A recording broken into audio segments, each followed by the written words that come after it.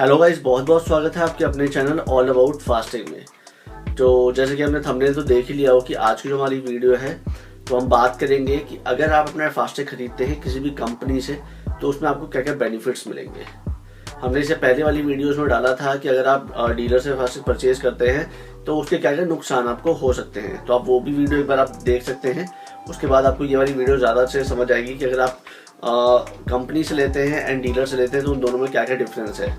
ठीक है, तो वीडियो स्टार्ट करने से पहले अगर अभी तक आपने हमारे चैनल को सब्सक्राइब नहीं किया तो प्लीज़ सब्सक्राइब कर लीजिए ताकि आने वाली हर एक वीडियो आप तक पहुंचे, क्योंकि हम फास्टिंग को लेकर डेली ही न्यू अपडेट्स आपके लिए लेके आते हैं। तो प्लीज़ हमारे चैनल को सब्सक्राइब कर लीजिए और बेल आइकन पे प्रेस कर लीजिए। तो चलिए वीडियो को स्टार्ट करते हैं। तो सबसे पहले फॉर एग्जांपल मैं आपको बता देता हूँ कि कोई भी एक टैग है, ठीक है, टैग का कॉस्ट एंड जो सिक्योरिटी डिपॉजिट होता है और रिजर्व अमाउंट होता है वो डिपेंड करता है आपके व्हीकल कैटेगरी के ऊपर एंड आपके ये भी डिपेंड करता है कि कौन सी कंपनी से आप फास्टैग परचेज कर रहे हैं, मीन्स कौन से बैंक आप फास्टैग यूज कर रहे हैं। ठीक है, बैंक का एंड जो कि आपका व्हीकल कैटेगरी होता है उस पर डिपेंड करता है ये सारा कुछ कि आपका कितना सिक्योरिटी डिपॉजिट रखा जाएगा, कितना रिजर्व बैलेंस रखा जाएगा एंड कितने का वो टैग है आपका। तो फॉर एग्जाम्पल एक एग्जाम्पल ले लेते हैं। मान लीजिए टैग का कॉस्ट है आपका 500 का, ये ओवरऑल चार्जेस है। ठीक है, ओवरऑल जो टोटल चार्जेस है वो है 500 का। ठीक है, जिसमें कि आपका टैग कॉस्ट आता है 100 रुपीज का, आपका सिक्योरिटी डिपॉजिट आता है वो है 250 का एंड जो आपका इसमें थर्ड आता है रिजर्व बैलेंस का वो होता है आपका 150 का। ठीक है, टोटल अगर आप इसको करेंगे तो ओवरऑल जो होता है आपका वो 500 का आता है इसमें। ठीक, 500 का आपको आप फास्टैग आपने खरीदा है, ये खरीदा है आपने किसी भी कंपनी से, मान लीजिए फॉर एग्जांपल HDFC से, पेटीएम से या Amazon से आपने टैग खरीदा है या किसी भी बैंक से आपने टैग खरीद लिया है। ठीक है, टैग खरीदने के बाद तो यहाँ पे क्या होता है, अगर मान लीजिए आपने यही टैग डीलर से परचेज किया होगा तो वो क्या करते हैं, आपका 250 का जो सिक्योरिटी डिपॉजिट है यहाँ पे ये वो डायरेक्ट कैश में बोलते हैं कि मुझे कैश में आप पे कर दीजिए और वो जाता है उसकी जेब में। और जब आप यहाँ पे अपने अकाउंट में चेक करेंगे तो यहाँ पे आपको सिक्योरिटी डिपॉजिट आएगा 0 लिखा हुआ। ठीक है, तो कंपनी का ये एक पहला फायदा है कि आपका जो टैग का सिक्योरिटी डिपॉजिट होता है वो डायरेक्ट आपके अकाउंट में ही आ जाता है। इसमें कोई भी घपला नहीं होता है, इसका बैलेंस डायरेक्टली आपके अकाउंट में शिफ्ट हो जाता है।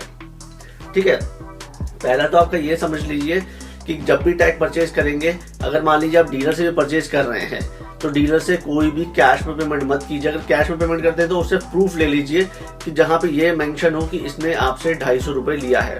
ठीक है, विदाउट प्रूफ मत दीजिएगा। मैं बार बार यही बोलता हूं कि कोई भी चीज अगर आप कर रहे हैं तो विदाउट प्रूफ उसको मत करिए।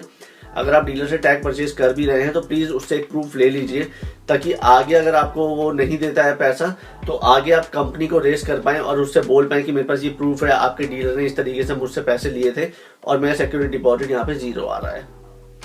ठीक है, पहली चीज तो ये है कि आपका टैग का सिक्योरिटी डिपॉजिट आपको उसी टाइम दिख जाएगा यहाँ पे जब आप चेक करेंगे तो।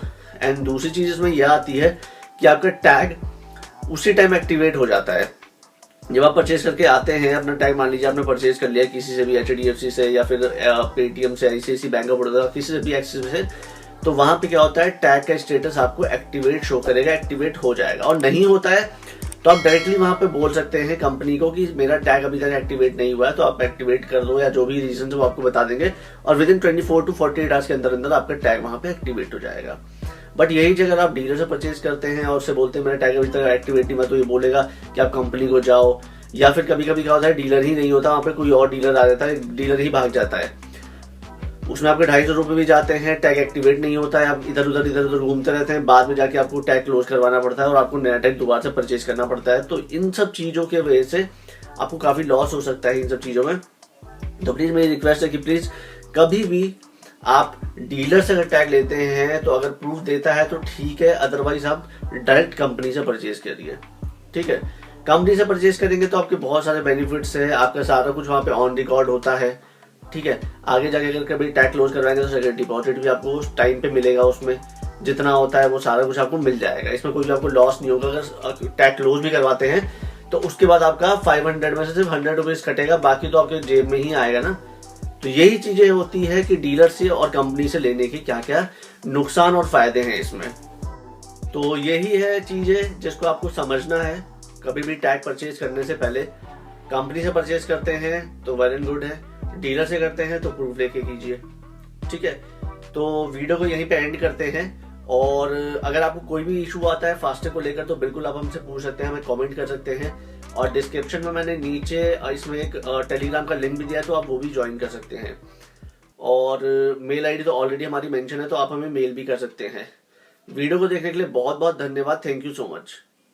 Get your FASTag today. Brought to you by NETC, powered by NPCI.